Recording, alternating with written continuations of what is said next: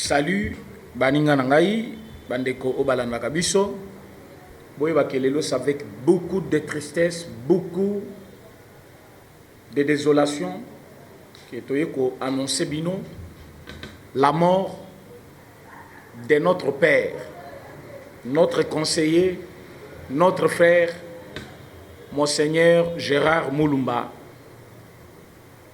que vous connaissez tous comme papa ou Lekia Kondetienne Tshisekedi wa Moulumba, d'heureuse mémoire, ou Atikalaki comme le seul conseiller familial, Nakatia famille, Nakatia présidence de la République, ou Azali qui occupé poste jusqu'alors parce que nous va remplacer, il était malgré la combien Bembe, mais poste naïe, je pense que Ekotika la vacant pour aujourd'hui, chef de la maison civile de la République démocratique du Congo.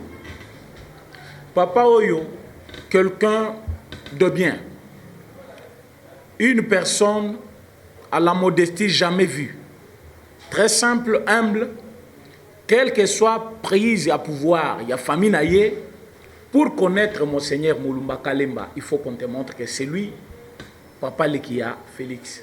Il y avait du mal même,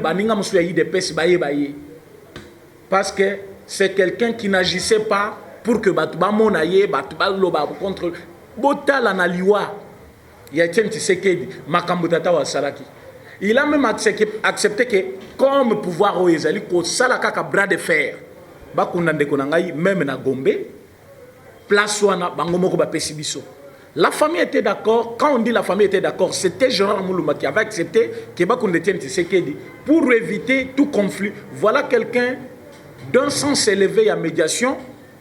Les lots juillet, place où il faut à la vraie conseiller Nabiso, place il faut à la moko, à copé Sabiso Mayele, Moutua Boigna, Botala Lelo, Liwa, et Memeli Biso, les Baoba qui nous restaient, le représentant de Tien Tshisekedi, le père chez qui il fallait avoir des bons conseils et le meilleur. Il nous quitte au moment où nous avons plus besoin de lui. Donc c'est un homme qui nous a fait pleurer tous. Et aujourd'hui, je pense que vous êtes au courant qu'il est mort. Selon la déclaration de la clinique universitaire, à Koufina coronavirus. Mais selon Bissot, Batutoyebi, ce qui s'est passé. Batutoyebi, pourquoi ma comme à niveau et comme il est l'eau. Mais c'est parce que beaucoup, même si vous avez en considération, mais moi négligence c'est ça. Moi négligence c'est ça. Si vous avez pris en compte ma déclaration Nangaï depuis janvier 2019, la présidence de la République de perdre Batebele. Nous avons aujourd'hui 5 personnes, le plus proche du chef. Il nous quitte. Et dans quel moment, pendant que nous avons besoin d'eux, implication dans Bango s'avère être importante, mais voilà, Bazali Kolumbula, Bango l'affection Nabiso, d'une manière frauduleuse pour que c'est la caca coronavirus. J'ai déploré Liwa, il y a Gilbert Mundela, au niveau de Kenya. Sa famille a fait problème, banqueté sur Liwa Naye, parce que Batebele Baloba qui est qui empoisonnement. Baké Kundaye na New York. Nous avons perdu le bâtonnier Moukini. Il n'y a pas un mois. Après une semaine, nous avons perdu Jacques Ilunga. Il n'y a pas un mois. Au début, il y a mois, il faut que nous avions perdu encore Monique Kitoko. Batumoko bazakuna na presse présidentielle, qui comme si, comme à approche, il y a chef de l'État, a remplacé la presse présidentielle. Mais ce n'est pas perdu. Monique n'était pas la seule personne qui pouvait vous remplacer. Ça vous fait déjà combien? Jacques Ilunga, sa mère, avait dit beaucoup d'ayété. Qui avait écouté? Pourquoi il avait dit? Non, non, Bolanda été, Bissotolanda, déclaration médicale. Ces déclarations médicales non fondées. Banen Bazil Kosalaba, déclaration médicale. Ce ne sont pas des personnes. Na niveau à l'hôpital, cinquantenaire. Et on va considérer ça. Est-ce que vous savez ce qui se passe? Pour ne pas voir. Donc, coronavirus, il y a la famille présidentielle, famille biologique, il y a chef de l'État.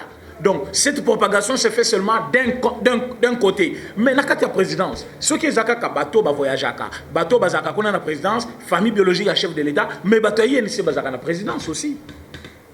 Combien sont-ils morts déjà?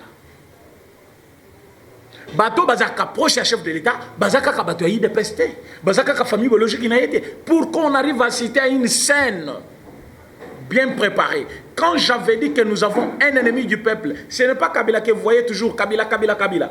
C'est vous qui faites de Kabila un homme champion d'Enge Bossali Kagame. Problème ok, c'est Paul Kagame. Problème ok, c'est Paul Kagame. Aujourd'hui, il est devenu plus puissant, imaginaire, parce qu'il n'est pas puissant. Kagame est puissant sur base de quoi? Kagame était soutenu par les États-Unis d'Amérique, c'est fini. Maintenant qu'ils sont partis, il a quoi? Il va faire quoi? Nous avons mis en déroute tous les groupes rebelles au Bayakina Est parce que nous avons connu leur technique et armement même Bazaki au Bundelelango, l'Amérique nous a déjà donné la technique. Mais Kagame est devenu comme un champion d'Afrique à cause de Bilobela Mouké Kagame. C'est ce qu'on fait de Kabila aujourd'hui. On trouve Kabila comme une force qu'on ne peut jamais déterrer. Pourtant, nous avons eu le pouvoir dans Maboko et Kabila. Et vous allez dire non, il y a eu un deal. J'allais poster cette vidéo de Félix. Quand j'ai vu encore cette vidéo ce matin sur Voix d'Afrique, je me suis dit, réellement, nous avons un président. C'est parce que les gens pensent que Kabila, comme il aimait beaucoup le pouvoir, abandonner le pouvoir et puis le faire quitter le pouvoir, Namaboko ya Kanaye, et quand on a opposition, et ça qui chose impossible. C'est pourquoi tout le monde considère qu'il y a toujours quelque chose qu'on a fait. Parce que Kabila Kopé sa pouvoir bongoté, il n'y a rien, il n'y a rien. Vous allez beaucoup attendre. C'est par la bonne foi de Félix Tshisekedi que tous ces gens ici sont libres, en train de faire leur mouvement, en train de comploter contre lui, parce qu'il utilise la bonne foi. Il n'y a rien comme accord, comme on le dit, accord. Le seul accord qu'il y a, c'est un accord constitutionnel. La majorité d'un côté et la présidence d'un autre. Cette coalition, la majorité est à côté de la présidence. Majorité est dans le camp Moussous. Plus majorité qui est dans le camp Nabango, vous devez respecter à la lettre la constitution. C'est comme ça qu'il faut avoir un ministre rebelle. C'est comme ça qu'il faut avoir un DG. C'est comme ça qu'il faut participer à la gestion de Bino. Vous avez la présidence, ça ne suffit pas. Il faut aussi gagner la majorité parlementaire. On n'en avait pas. Ce n'est pas parce qu'on n'avait pas gagné, mais parce que Nanga Pesa Kibiso Yangote, parce qu'il privilégiait Kabili comme les camps politiques. Et même si nous avons eu la présidence, c'est par beaucoup de forcing parce que le peuple congolais a dégoûté Kabila. Lui-même, il a senti que je ne pouvais pas. Mais quand vous laissez ces gens libres, un danger public, et j'en ai toujours beaucoup la nyoka. Mais nyoka, c'est venimé. Plus aux éduqués, plus c'est un danger permanent qui est à côté de toi. Mais ceux qui ont beaucoup la nyoka, élever une éducation comme un domestique. Mais pas comme un domestique, il faut vivre notre Moulaï. Est-ce que Tambo Mwamba, est-ce que Kabila, avec toute sa bande de FCC, il faut pas vivre dans combien de temps pour mais ça n'a pas état de droit. Pour ce n'est pas aujourd'hui. Voilà pourquoi quand l'ennemi connaît votre faiblesse, il va vous renverser avant que vous l'ayez sursauté. Mais na minute obisot nabino, totikali ce qu'on a niveau à Nakakaya, partenariat. Mais nous ne faisons que perdre. Nous avons perdu des proches ya chef. Ba proche ya chef on a n'importe qui t'es. Oh ba yebité. Je vous ouvre quand même une parenthèse. La force du chef de l'État, les services de renseignement, le vrai, ce n'est pas que ce que vous voyez dans la rue là, c'est la maison civile. Allez-y demander partout, vous reviendrez ici me dire merci. C'est la maison civile qui travaille pour la survie du chef de l'État. Il contrôle partout, toutes les institutions, même l'armée. Mais ce qui est là, Moutua Mayel Totikala Kanaï, Moutua Boanya Penaïwana, Basibleye. Je ne vais pas être trop ouvert parce que ce que je dis, vous les connaissez. Poison sur qui là qui n'a qu'à la présidence, il y a quelqu'un qui m'avait écrit, président René, ce que vous dites là, est-ce que vous avez des preuves? Je lui ai répondu, si tu veux des preuves, tu auras des preuves. Mais je ne suis pas habilité à aller enquêter à la présidence. Mais cette scène est publique. Ceux qui ont bombi malade au bomba liwati. Les gens commencent à comprendre que ces gens ne parlaient pas comme des fous, comme des sots, mais ils avaient une raison. Kamere, c'était un danger permanent à côté du chef de l'État. Plus il volait, plus il ne voulait pas Moutua Boigna, Moutua Mayel ou Fanda Pembenya Tshisekedi, parce que Moutua n'a qu'au Fongola Tshisekedi, Moutua n'a qu'au forcer dynamisme naye, à kola politiquement, mingi kolekaye. Pourtant Tshisekedi a qui déjà mûr. Mais bah on a qui comme si Batunde Bazali Kosala qui a la plus mûre. Alors il faut éliminer ces gens-là. Voilà comme ça qu'on nous a éliminé déjà 5 personnes. Est-ce que vous savez l'apport de Maître Moukini, les bâtonniers? Est-ce que vous avez apport naye na pouvoir? Est-ce que vous avez défense naye na niveau ya cour constitutionnelle? Est-ce que faut-il bisotos à la toujours à la défensive? Non, non. La meilleure défense, boyo kanga bien. La meilleure défense, c'est l'attaque. La meilleure défense, c'est l'attaque. N'attendez pas que tu sois attaqué pour te défendre. Tu deviens déjà faible. Il faut déjà sauter. Quand vous sautez premier, lui cherchera à se défendre. Vous avez déjà le dessus sur lui. Mais ceux qui ont les loups, Ozo Zelaka Baboma, tu as déclaré. Bozo Zelaka Kabaïba, tu as déclaré. Non, mais on va perdre. On va perdre. Nous allons perdre. La mort de Monseigneur Moulumba me touche plus que tout. Je suis un homme affaibli. Parce que ce monsieur, il m'inspirait confiance. Nous sommes allés chez lui au mois de février, ici. Nous avions causé, nous étions à 4. Nous savions ce qu'on s'était dit par rapport à l'avenir de parlementaires debout. Cette mort vient ajouter une tristesse à mon cœur. Parce que j'ai vu quelqu'un qui pensait pour l'avenir de toute une jeunesse du parti et de la RDC. Il a dit, Bajen Touyaï de PES, ce sont des gens qu'il faut... Ah, ça me fait mal. Je répète sa phrase. Il nous a dit, commencez par recenser tout jeune de l'UDPS. Mettez le nom de tout un chacun et de quoi il est capable. Amenez cette liste. Nous allons travailler pour que la jeunesse de l'UDPS et celle du pays en entier va se retrouver dans le pouvoir Nabiso parce que ce sont eux qui Congo, il y a lobby et ça la survie au monde entier. Ça, c'est la parole de Monseigneur Moulumba.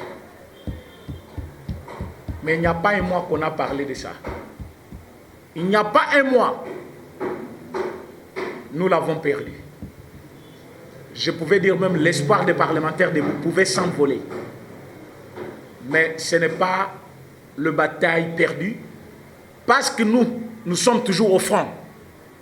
Mais je regrette quelqu'un qui avait la bonne foi d'aider les jeunes. Quelqu'un qui pouvait aider la jeunesse congolaise. Quelqu'un qui pouvait aider la jeunesse de l'UDPS. Quelqu'un qui pouvait faire vivre encore le parti. Je me souviens encore du jour où nous étions à niveau Yanseli. Tokomi Boye, Bayaki, Yena, ministre de l'Intérieur. Monseigneur Azui Maloba Lobi, porte à la maison civile les a ouvertes. Tozalaki Bissonyonso, secrétaire général il y a collectif Lutumba Gustave. Tozalaki na cordon Dieudonné. Tozalaki tous les autres présidents il y a parlement debout. À Lobi Nabiso, na niveau Yansele, na Mouzolé il y a Etienne Tshisekedi. À Loba Kango publiquement ba image ezali. À Lobi, quand Etienne Tshisekedi regardait cette jeunesse, quand il regardait le parlementaire debout, il disait c'est ça ma vie. Parler de la politique de mon pays partout et à n'importe quelle heure. Alors quand je suis arrivé ici dans Mouzolé, ça m'a donné encore la joie. Voilà pourquoi ma porte nanga etikali polele boya ernyon sobolingi. Bon proposer nganyon sur malamu boza nango besoin na sala boyo kamaloba Gérard Moulumba loba ki na biso na Mouzolé. Alobi boye bisanga nyonso Etienne Tshisekedi alingaka sali la bino comme il y a zate ngai na sala yango parce que na zali place ye il fallait zala. Wana tozalaki ba parlementaire ya Congo Mobimba. Toke ko déposer gerbe de fleurs na biso na Mouzolé ya Etienne Tshisekedi.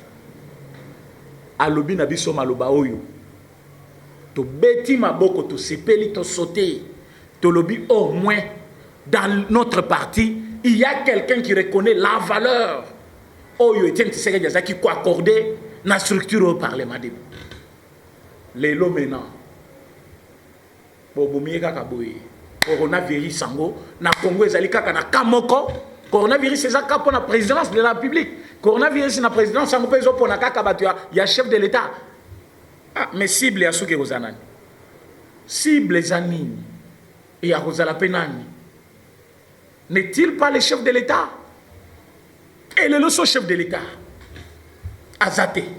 Mais c'est le Congo qui va souffrir. Bissotozan a besoin de personnalité parce que pour le moment, Azali ko incarné avenir ya Congo. Et bon tant bazo lukabe éliminé. Bon tout n'a comment ba lukabe éliminé. Mais tant bazali ko s'approcher na champion, ba éliminer ba soda nyonso. Et ça pour basani. Lelo conseil spécial. Lobby Kuna, chef de la maison civile. Lobby Kuna, chargé de mission. Lobby Kuna, chargé de presse. Lobby Kuna, finalement, on cherche qui? Tolo Bakakate. Oh non, on va te demander quelle preuve vous voulez, quelle preuve? Quelle preuve? Batbazo Koufa, Bisson Sozomona. Non, Batamboulming. Ah, papa, vous nous prenez pour des cons ou quoi? Nous sommes des humains, nous avons étudié. Nous devons analyser des situations. Et parfois, nous en avons autre information aussi. Comment voulez-vous que dans une structure où Ezali, présidence de la République, première institution du pays, il y a eu de proches du chef, où Bazali Kokoufa donc dans un mois. Parce que si je compte, Banda Liwa, il y a Batonye Moukendi, Jacques Ilunga et aujourd'hui Maître Moukendi. Ça fait 3 personnes dans moins d'un mois. Sauf compter l'espace là-bas.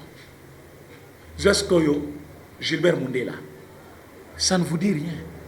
Mais entre-temps, il y a un directeur de cabinet qui traîne encore devant la barre.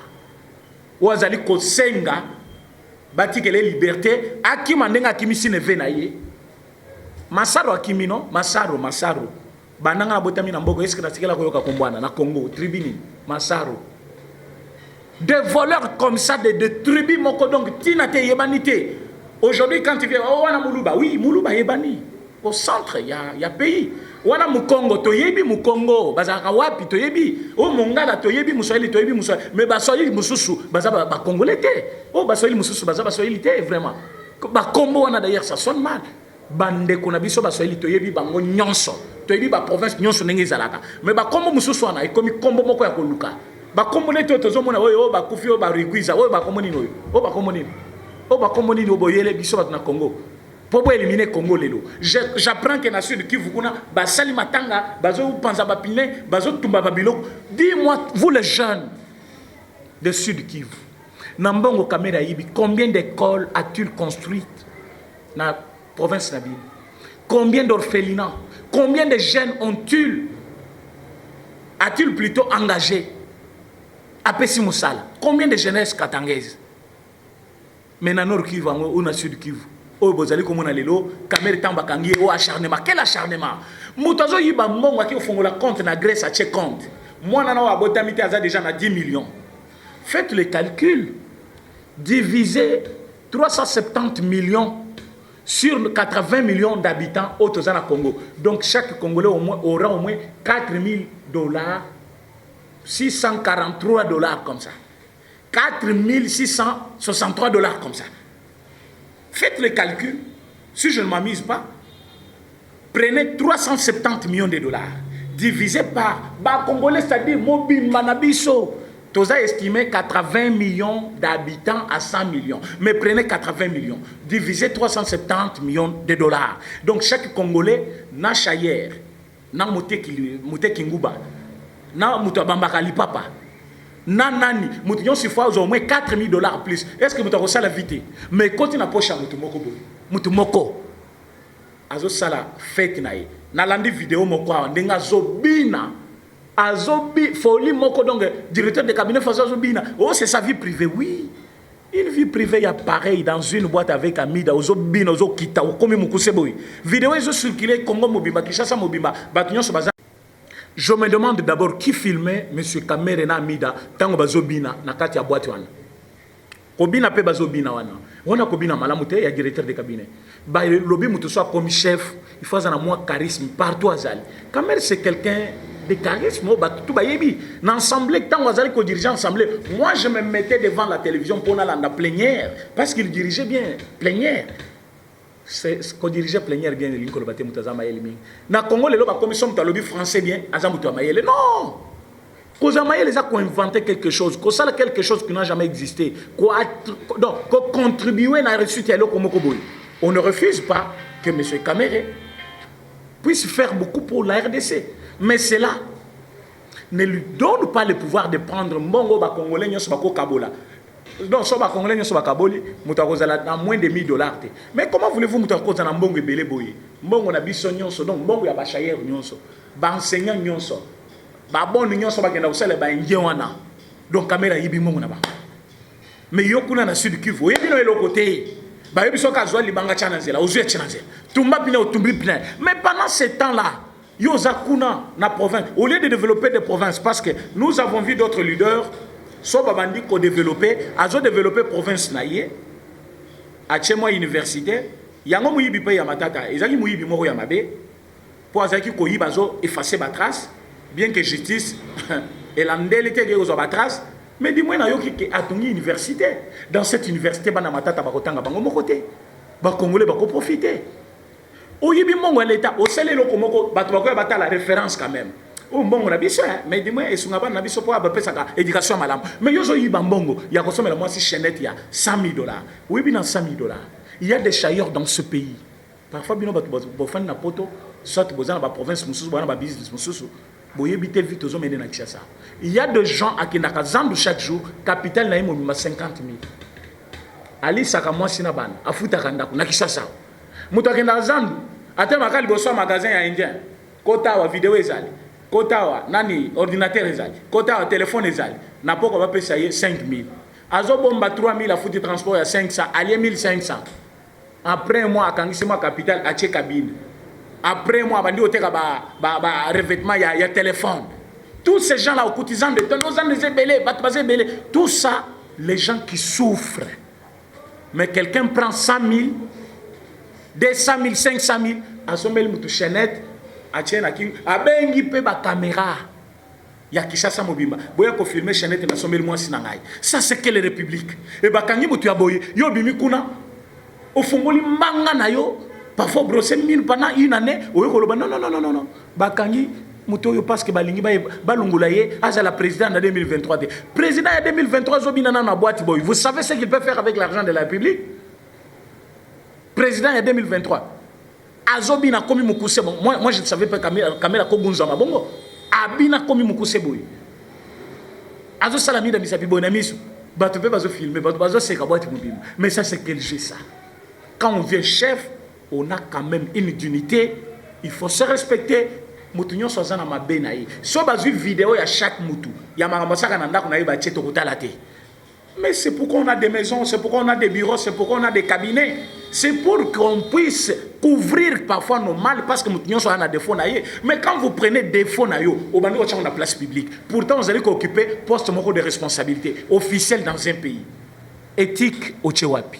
Moralité au Tchewapi. Et avec quoi mbongo ya ba Congolais. Mais Moutongo Skoyo, pas seulement Zoyi Bambongo, aligité à côté à chef de l'État, Moutomoko ya makasi azal. Abo mamabe, empoisonné mabe, asalaboy mabe. Ok, yo tango zol babilo kwana. Mais finalement vous voulez quoi ces gens? Vous voulez quoi? Vous voulez quoi? Qu'on n'arrête pas les gens? Qu'on ne puisse pas investiguer? Qu'on ne puisse pas analyser? Toti kamutonyo so salaboy alingi. Donc la famille moko même na mboka soki buto ko feli bana mi balé dans un mois ba fandi sa moitié ba fandi si mobile na mboka wana batata ya kala wana batanga kité ba université ba sala ki ba analyse yo bino bokina ko tanga te je suis analyste politique je suis juriste je suis non bango bazaki bongote mais bazaki na bwanya ko sosola ki muto akufa ka so akoli mais o bana bazabiki so ba kufeza mabe ya ba parents. Comment va kufimi balé dans un mois? Bakotuna papa na maman. Les lobbies sont toujours fait la famille politique moko. Na kam moko. Pour biso toujours soutenir chef de l'État. Biso toujours famille politique à chef de l'État. Mais bato bazo kufa bazaka bato baza proche à chef de l'État ou bazo soutenir le pouvoir naïe. Vous voulez que nous on puisse toujours dire non malade mais malade en peso ezali. Il faut que ça puisse ravager aussi les autres. Et ça, à côté, il y a quelque chose qui ne va pas. Nous devons ouvrir l'œil, elle est bon. Pas seulement nous. Excellence, chef de l'État. Dans toutes mes récentes vidéos, je ne fais que vous interpeller pour vous dire qu'en tant que chef, vous suppliez, vous demandez, avec beaucoup de simplicité et humilité, vous êtes le symbole de la paix. Notre nation, ezali na minute na maboko na yo. Survie à la nation nabiso congolaise, ezali ko dépendre na yo. Erreur na yo ekoki ko boma aussi toute une nation. Voilà pourquoi Kamere a dissimulé chaque mot en français. Chaque mot en français ezalaka la signification selon le contexte. Quand on dit dissimuler, c'est-à-dire quoi? Donc on cache quelque chose dans un objectif. Chaque ordonnance à chef de l'État, bande koboyo ka place on a bien, place la lisinga pongité lobby, tant que cour constitutionnel la bimisi vérité oui. Si Maya ko déclarer que ordonnance à chef de l'État est conforme à la Constitution, cour constitutionnelle a yebisi biso que ti chef de l'État a proclamé état d'urgence wana. Papier au babengaka copie conforme. Bon mon a signé na mukanda na lobby pour copie conforme directeur de cabinet lo kaningini sokikini. Azui na ye copie wana afandeli na place azwa copie ke copie ça cour constitutionnelle. Or chaque ordonnance à chef de l'État, surtout celle-là, proclamation d'un état d'urgence. Et koka ki kozangate. Est-ce que boyibi muta sauver biso? Papa qui t'engue Yesu, je m'incline. Tu es vraiment un expérimenté. Boyebi qui t'engue Yesu, azuye moko copie ya ordonnance à chef de Moussala directeur de cabinet. Bino batkozo ba non, coach, azo coacher nani. Avec malice, mayele mabe. Mutakoza la mayele mena mabe. Donc Moussana ye azam mayele na muyibi. Ceux qui bofandi na ye façon coacher le boko na poche oyebite. Ça ça mayele, mais mayele na musanine, musana ya muyibi. Est-ce que mayele na ngomona ngo important? Non. Coach, azo coacher nini. Quand le tas est déclaré d'urgence, copier qui est la cour constitutionnelle, directement le chef de l'État tombe dans une infraction. Infraction. Pour nini? Parce que c'est la cour constitutionnelle qui constate violation de l'article de la Constitution. Mais ceux qui déjà bango, bazana copie, où ils allaient certifier bango que nous avons déclaré ça, suite à ça, et tokutana kina batuboui. Une erreur grave. Maintenant, na salaki yango, Kamere. Parce qu'à yébité, non. Ce n'est pas parce qu'à yébité. Parce qu'à l'ingaki que chef de l'État consommait infraction. Et vous allez dire non, président René Hermokozole. Moi, je vous dis vrai, Kamere était un danger. A boy copé sa copie, il y a ordonnance à chef de l'État dans la cour constitutionnelle pour bakanga chef de l'État. Il y a un moment qui est un moment de courage. Il y a Koloba. Parce qu'il y a une cour constitutionnelle, comme baza saisité. Maintenant, est-ce qu'il y a ça qui est un moment maintenant janine que cour constitutionnelle baza saisité na copie à ordonnance à chef de l'État. Or, tant qu'il y a boy copé ça, qui tengoye ça qui maki mangu, après si bango ordonnance à chef de l'État, a lobby copie conforme à l'ordonnance proclamé par le chef de l'État sur l'état d'urgence. Bon, on peut besoin déjà copie, mais provenant pas des cabinets du chef de l'État dans la donc domaine du directeur de cabinet, mais l'approche il y a chef ou azali kuna na poste mon officiel. Dis-moi poste officiel et à qui tenez la présidence. Oh bino boyebi. Mais c'est un proche du chef parmi les expérimentés, parmi batunayi amayel cadre restreint naye, bangoni bazali ko sungaye. Mais Moutubino Boyebi na office officiel, directeur des cabinets à chef de l'État. Directeur des cabinets, Aboy Kopé sans copie. Bino Boyebi Kezaki un hasard, papa, maman. Aboyaki a poussé chef de l'État dans l'infraction. Maintenant, ce qui ont été, après cité, na cour constitutionnelle, à Kempe Mbangu, yango bakutana ka mercredi na Kabila. Na Jelem. Bakutani, après cité déjà information, Bengeza Boye. S'il faut le mettre en accusation, l'infraction est consommée. Déjà, d'abord, ordonnance, il a signé. C'est vrai, il a respecté la Constitution. Mais est-ce que la Cour constitutionnelle a saisi? Les lois qui balobi batuna. Bisoto wangani ki tokutana ki na ite. Toyebi état d'urgence na yewanate. Qui va les défendre? Boyo qui complot nengi bandaki. C'est comme ça, Évariste Bochab a saisi le dossier. Avec tous les présents groupes parlementaires, il y a parlement. Ayebisi Bango va préparer l'enveloppe. Comme dans le 6 mars, le 6 mars, yo fandi kuna oli angoba na yo, oli hamburger na yo, oyebite comment mboka eza géré, yo lobi biso to lobi pilopela. Le monsieur est allé après si bango information. Les 6 déjà basa babanda ki ba tractation na bango pour préparer coup d'état wana. Tant que chef de l'état préparé, boyebi makambo bino bozomona, boyebi côté utakite. Makambo uti musika, ils se sont préparés jour pour jour. Donc makambo sur la présidence c'est kota ke pas na bango le même jour. Babo ça que c'est vice versa. Oh ba réunion sur bazo sana kinga kati butu moy biso toza informé. Qu'est-ce qu'ils ont fait? Bochaba a proposé de l'argent, a proposé bambongo na ba député FCC. Ayebisi bango cette fois-ci maintenant. Nous allons destituer le monsieur. Et pour les destituer, qu'est-ce qu'on va faire? Bino Bokoko dans le Parlement, parce que mesure à Covid-19, elles allaient frapper tout le monde. Mais qu'est-ce que nous allons faire? Tokoye Bissa, président du groupe parlementaire, représenter parlementaire, c'est-à-dire député. Député Bokota Parlement, Parlement, pour ne pas outrager mesure à chef de l'État. Président, il y a un groupe parlementaire. Et le président du groupe parlementaire, Moutumoko Kotombola Moussapi, a proposé motion incidentielle. Ote, ordre du jour, c'est Balobi. Napoli Chilumbu, Nekonabiso. Ah, papa. Yango Bourignon, Sozaï Kosala contre Nani Kabunde Kabouya, et Zalaki Kaka. Et bon, il y a un professeur. Nous devons encourager. Au Congrès, il y a un problème à Paul Chilumbu. C'est quoi ça, monsieur? L'UDPS ne t'appartient pas aussi. Au Congrès a un problème, Congrès a un problème, ordre du jour et cause à l'andeng moussous, mais ce qui va continuer à quatre député Mokotombol Moussapi a proposé motion incidentielle. Motion incidentielle est qu'on changer ordre du jour. Imaginez-vous les lots. Boyoka complot n'engizalaki.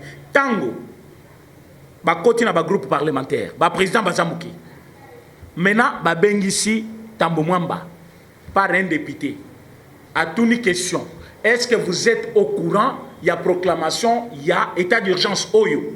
Tambo Mwamba déjà na top Congo, Asawangana ki alobi, ayebi yangote, patikala ko concerté yete, ayebi yangote. Na kat maintenant il y a parlement, ba député, il y a opposition bazate. Bazali représenté par Moutumoko soit Mibale. Majorité Mobimba Isaac FCC na parlement. Maintenant ba président ba groupe parlementaire wana. O bazakuna batuna bango, ba se ba yokanaki. Tambo Mwamba lobi ngana yebi état d'urgence Oyote. Je ne t'ai pas consulté. Le président du groupe parlementaire va constater la violation de l'article 85 de la Constitution. Ceux qui déjà va constater violation, va saisir Cour constitutionnelle. Cour constitutionnelle aussi, a une copie, il y a ordonnance à chef de l'État pour directeur de cabinet après s'acquitter. Mais il y a un directeur de cabinet. Chef de l'État a signé une ordonnance, va proclamer état d'urgence. Pourquoi on peut se copier dans la Cour constitutionnelle? Au moins, complot bien préparé. Maintenant, il y a une nomination, il y a un juge. Ce n'est pas un hasard. Le chef de l'État a bien jugé le moment. Il y a qu'on nommé Batouana. Maintenant, tant que tu as un moment dans le top Congo, Moukolo, Tata Moko à 75 ans, 77 ans, Azali Kouanga, qui est le chef de l'État, Batikala ko informé pour l'état d'urgence. Chaque acte est une motivation. Ce qui est un moment c'était dans quelle intention? Nuire à la personne du chef de l'État. Tant que Batikala ko pesa ye motif te na réunion bakenda ki basola ki makamo mususu pendant que la vidéo est là. Pendant qu'il y a un discours, il y a chef de l'État lobby, je remercie les présidents des deux chambres pour leur sens élevé. La dignité na bango, nous ne pouvons pas répondre pour te proclamer état d'urgence. Alors je décide. Qu'on décide en tant que chef de l'État. Donc, d'abord, maintenant, lui commence à décider comme chef de l'État. Maintenant, na média. Et ça pour quel objectif? Pour quel intérêt? Pour nuire à la personne de chef de l'État, pour mettre à la place publique, va destituer. Maintenant, tant parce que tu sais qu'il y a d'autres travailler. Non, mais tu sais qu'il va travailler avec qui? Il est entouré des ennemis, commandant directeur de cabinet. Yokaoya Saluan. Après, si copité. Pour quelle intention? Cour constitutionnelle, azal au courant. A bombi copie. Or qui tengue yesu, a zui kaka copie conforme. A kei nango apesi. Cour constitutionnelle. Or, Moussala n'a été, mais copé ça comme envoyé de la présidence de la République. Maintenant, tant qu'il y a surtout qui, à quel copé cette information à la FCC, à l'objet qu'on a appelé si bango copité. Maintenant, Binobo Wangana, qui beaucoup qui n'a été avant proclamation, il y a état d'urgence. Directement, il tombe dans la violation de l'article 85. Babo Sanike, c'est l'article 85 qui donne les soubassements de l'article 119. C'est quel pays ça? Et comme ils sont mal intentionnés, est-ce que l'intention de Bango Mabe est aussi là? Non. Parce qu'il y a toujours l'intention, il y a Kobomayo, politiquement. Même peu physiquement. Parce que tant que tu as Babomayo, politiquement, par une destitution. C'est le moment, c'est le chef de l'État. Ils allaient outrage envers le chef de l'État. Voilà pourquoi j'ai dit qu'il doit démissionner. Ce qui émission à qui lobby, basé en considération.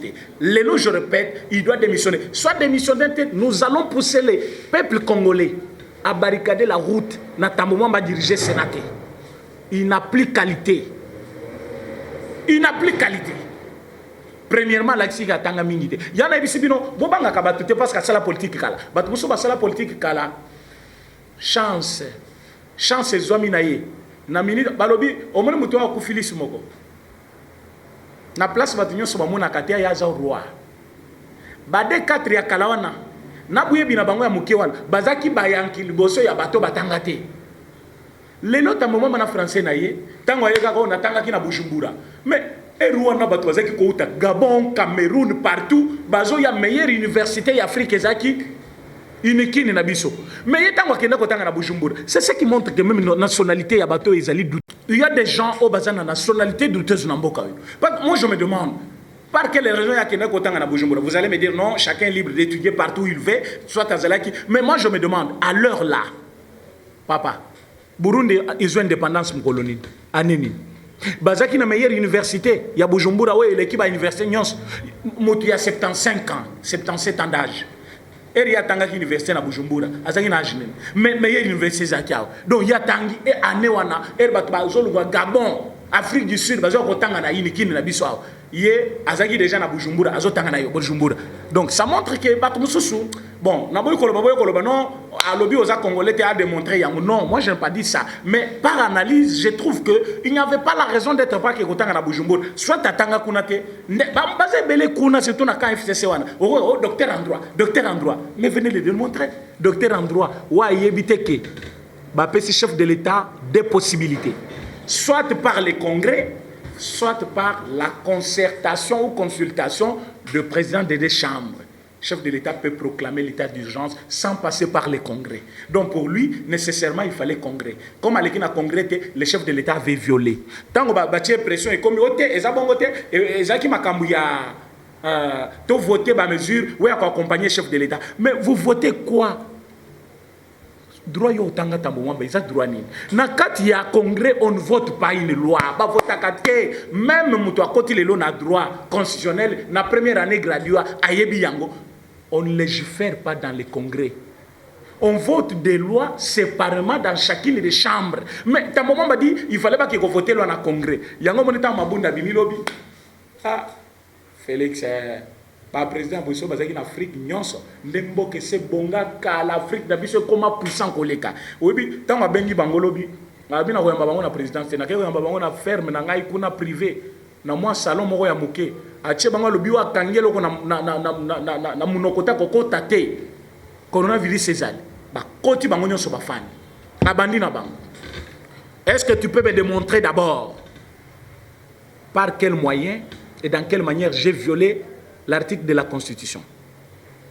Au président, mais pour concerner ces lobbies, ce cours et lobby, il faut bien s'incliner. Tambo Mwamba, à ton âge, tu as l'âge de mon père, il est mort.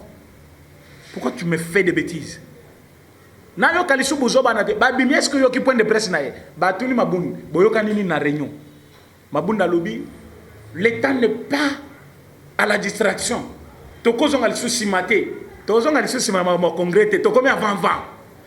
Nous cherchons maintenant comment aider les chefs de l'État à consolider la paix dans notre pays et surtout nous lier comme un seul homme pour tout le coronavirus. Mabunda a changé langage. Au changer langage, vous êtes appelés à disparaître et vous allez disparaître. C'est moi qui vous l'ai dit. bakokanga vidéo oyo ndenge ba vidéo nalobaki caméra kokanga malelo bakomi kozongisa ngo bokozongisa vidéo oyo. J'avais dit la présidence, il y a un ça ne va pas. Vous êtes en train de voir qu'il y a un ça ne va pas. Et ce que je vous dis, la Kabylie va disparaître.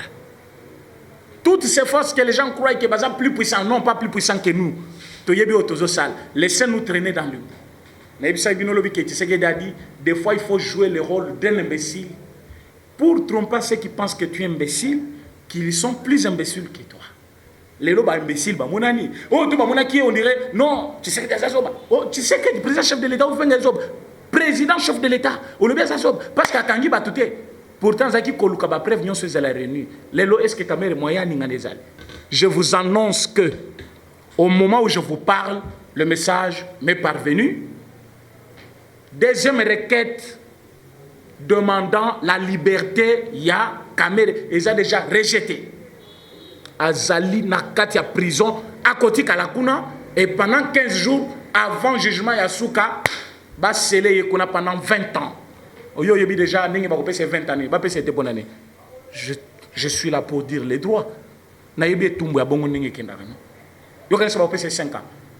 Il faut ça là 4 mandats mobimbo tu sais que jazo sala hier za kuna kana prison. 4 mandats. Et pendant ces 4 mandats, pays États-Unis, d'Afrique, RDC. Pour mobimba ya mbongo na biso ezokota na caisse de l'État et kozalaka na caisse de l'État. Moyibi ya liboso ya mboka. Même Mobutu n'avait jamais volé comme ça. Même Kabila n'a pas volé comme ça. Dans une année 370 millions, Zouangosko fois 5 ans. Le pays va rester avec combien? Fois 5 ans. Yango tolobi atikala na prison pendant 4 mandats na biso. Mbongo nyoso etikala na caisse ya l'État. To bongisa mboka to produire to te kalibanda social à Congolais Fanda, diaspora mobimba bazonga baya ko investir. Vous savez, nous avons même amené des gens. Moi, j'ai amené des investisseurs congolais, Moutolinga Sala Soja, Nakasa Ikuna, prêtre. Amunanga et parfois Moutumabe. Après ça, on a transport na ye pona sala ba démarche. Tokende na président na et pas monseigneur na maison civile pour obtenir ne fils qu'un rendez-vous. On nous a fait des baguilles comme ça. Moi, je dis non, mais quand même, je suis de l'île de Pèse. Je dois dénoncer. Je dois dénoncer. Le monsieur est rentré. Fâché contre moi. Il m'a envoyé même des messages. Pourquoi? Parce que nous voulons un directeur de cabinet qui encourage les investissements. Il faut investir. Cop na cop yo yaki kaka pona cop ko yiba mbongo ya l'État. Je vais chuter par là. Liwa oyo. Et fungo linga misu, et fungo la bino misu, et fungo la présidence misu, et fungo la batunyon so misu, corona ezali, mais politique pe ezali kokoba. Boye ba na politique, tous les coups sont permis, munguna ko utiliser moyen nyo so ko utiliser pour éliminer son adversaire. Alors lelo, toti kalakana ide wana kakate, o ezali corona. Mondela kufaki coronavirus bandaki. Gilbert Mundela Kofi, est-ce que Corona bandaki? O te azaki déjà kobela, batwa benga tina États-Unis to yebi abelaki. Ah non. Papa, il ne faut pas voir les choses toujours en angle nabino. Toyebi sibino boy. Liwa oyo ya Monseigneur Mulumba, un homme de Dieu qui s'en va après avoir accompli son travail. Toi qui m'as envoyé le message, je ne peux pas te dénoncer ici.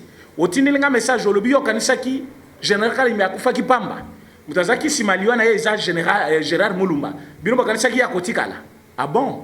Et bon, les leçons ont dit que Yondo a empoisonné parce que Bolinga Ibo se venger na liwa ya Kaimi. Est-ce que Kobika au moment monter à justice n'est commis?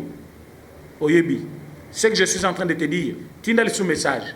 Je n'ai pas besoin de te poursuivre déjà parce que son alandelio au Goko ta prison. C'est moi qui te le dis. Je ne te menace pas, mais les lots. Message au Komelinga que liwa ya Kaimi qui pambate. Binope il faut boler là. Ah, bisoto la Gérard Muluma parce que Kaimi a Koufaki. Bisoto ma Kaimi. Bishonde Totina Kaimia est que le chef de l'État à l'écoute, a présence à l'écoute, a information que la Rwandais. Je suis en train de vous dire ceci. Nous travaillons pour ça. Dans la politique, tous les coups sont permis. Nous allons aussi nous mettre au travail pour connaître réellement l'Iwa est proche du chef de l'État ou Takawapi. Et ceux qui te démantelent, vous allez pleurer en cascade.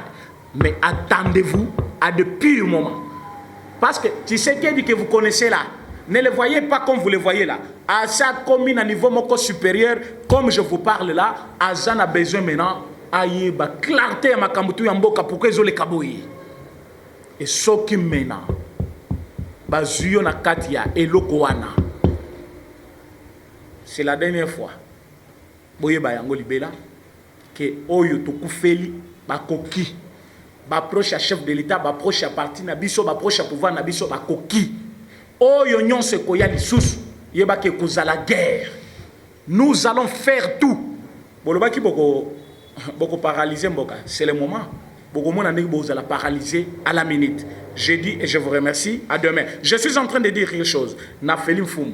Papa, vraiment on est content de tout ce que tu es en train de faire pour la politique à Congo. Aux alliés, comme on a de plus près politique, chaque jour tu te soucies pour ça. Place aux alliés. Oh, bazali kotuna pourquoi kakaye non. Ça n'a pas commencé aujourd'hui. Toti musika. Tant que katozo cité combo ya Felim Foum, ce n'est pas un hasard. Hasard motoyo. Asala que parfois politique lelo et yo kana. Boyoki on azolo ba par là. Donc azali moko ya bato bazaka na poto me moté mais na Congo. Place azali nzamba monayo. Merci beaucoup. Nzambe apambola bino nyonso. Merci. Bozwa en considération ezali loko ya makaso na lobi lelo. Botika chef de l'État yemo côté. Merci.